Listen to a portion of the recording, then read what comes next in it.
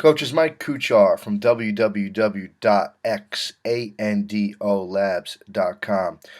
Hope everyone had a wonderful holiday and a tremendous new year as we all prepare for our off-season workouts, our conditioning programs, our education, our research, so on and so forth. We're happy at Exno Labs to provide you with all the newest trends, research, and innovations in the game of football.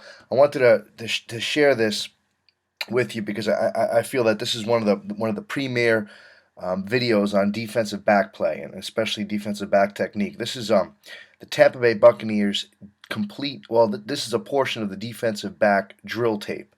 Okay, straight from their defensive back drill catalog, which you could find through our insiders program at www.xandolabs.com. This is from the Monty Kiffin era. We all know the type of success that Coach Kiffin has had, especially in the 4-3 defense at Tampa Bay for a bunch of years, eventually winning a Super Bowl with Coach Gruden in the early 2000s. And this is some of the things that he's done, or he still continues to do with his defensive backs, I'm sure, at the University of Southern California.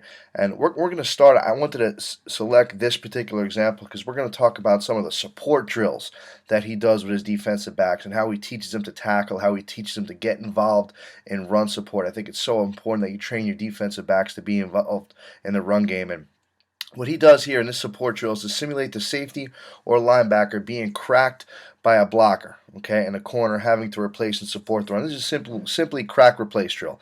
I don't know if a lot of high school coaches do this. I'm pretty certain a lot of college level coaches do this. It's a tremendous drill to work your safeties coming up when they see crack. And we'll talk you through some of these things here because I think it's such a great drill to have to work with your players.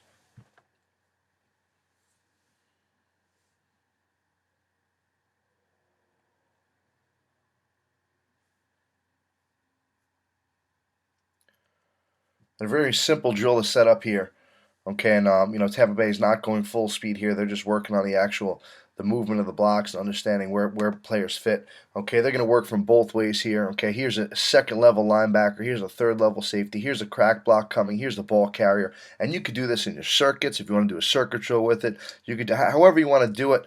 I just recommend you getting involved in practice because it's such an important part of taking on blocks and recognizing where blocks come from. So here comes a crack right there. This player is going to take it on. Okay, and he's going to spill it. He's going to take it on his inside shoulder and spill the ball outside to the replaced player, who will butt up on the ball carrier.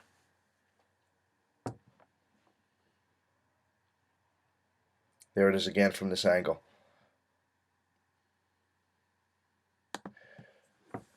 Now we transition to contain and spilling blockers. Okay, and the purpose of this drill is to simulate the corner or safety using the proper support technique. Okay, whether it's a contain player or a spill player, we all know different coverages dictate different force and spill calls based on what you're doing in your coverage. So this teaches players to understand both of these concepts. And we do this as a high school coach myself. We do this every Tuesday, which is our defensive practice, and we do change up our force calls frequently so the players get used to understanding who has force and who is this contained player. And again, you can find the entire drill tape on the Exno Labs website with continual coaching diagrams and continual drill descriptions. So here you're going to get a down block here.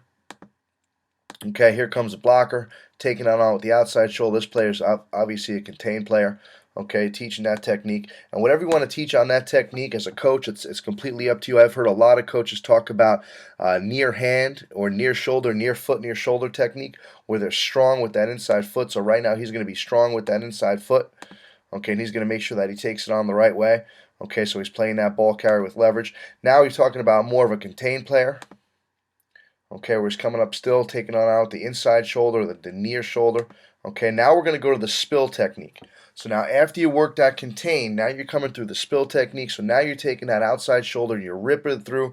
Some coaches we've talked to talk about the near knee. Some coaches talked about the near hip. Okay, some coaches just talk about getting it across his face. It's whatever you want to coach, just making sure the ball gets spilled on the perimeter. You may recognize some of these players. A very famous safety. Okay, John Lynch taking on that last play from Tampa Bay. Contain and spill drill. This is a shed and tackle drill as we continue our progression here. So used to defeat the blocker and make the tackle. And again, Coach Kiffin, when he was at Tampa Bay and still does a great job of teaching hand placement, they do this here from a regular 5-man sled. whether just using hand placement, getting a good punch, then wrapping up on the ball carrier. There's the punch. Okay, downhill, wrap up on the ball carrier.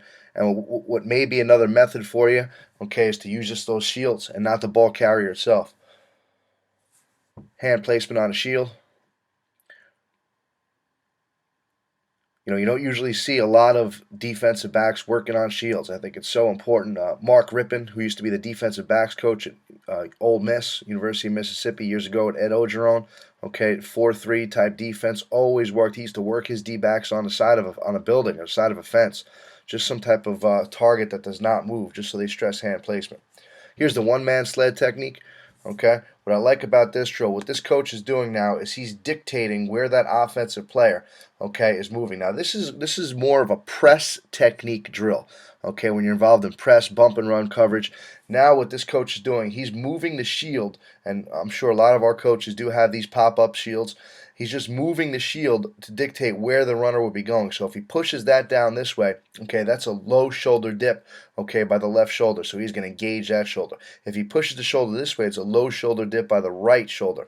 Okay, so depending on the leveraged position of this corner, it could be an inside release or an outside release. And all this player is doing is working his hand positioning in a bump and run technique. Really good reflection drill right there. Just working all reflexes. This is the weave drill out of press. Okay, where now you're going to see no hands are involved. Okay, now they're just working their feet, no hands involved. Mirror drill, another solid drill.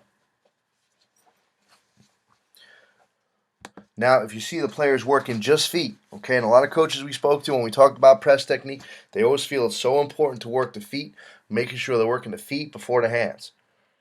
And you see this player now, eventually this player is going to make a release, okay, and once he makes that release, we're going to get our eyes on the leveraged hip. I'm sure Coach Kiffin has taught that at Tampa Bay for years. Getting your eyes on the leveraged hip position, whatever hip you're leveraging. So again, eyes on the bottom of the numbers or whatever you're teaching in press technique. Just that mirror drill, working your feet, keeping your eyes on the bottom of the numbers. This is the shuffle and punch drill. Where now I like this drill because this receiver is now perpendicular. The eyes are still on the bottom of the numbers or on the hip. This D-back is shuffling, okay, and he's just working the punch technique.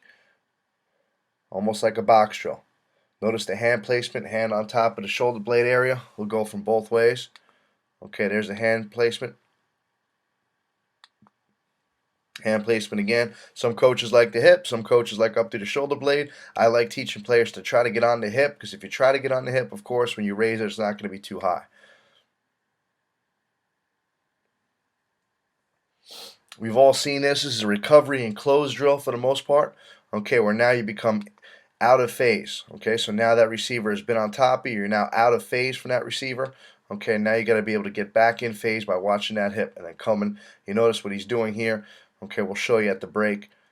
Go both ways on the hip. Now he's out of phase. Now he's going to break for the upfield shoulder. Okay, here's the upfield shoulder. He's going to secure the tackle with the outside hand and come underneath with the inside hand. Like so. There's the secure the tackle with the outside hand. Here's the underneath hand with the inside hand coming underneath. Another good drill. This is just ball reaction. Okay, now I like this particularly on the back shoulder throws, those fade routes. Okay, where now you're teaching the D-back to understand how important it is to make contact when you see color, see that ball come down, with your hands. I've heard a lot of coaches talk about coming up with the swipe, just so it doesn't give the opportunity for a receiver to double catch it or bring it in. But it depends on what you want to teach. We've heard different viewpoints on that particular topic.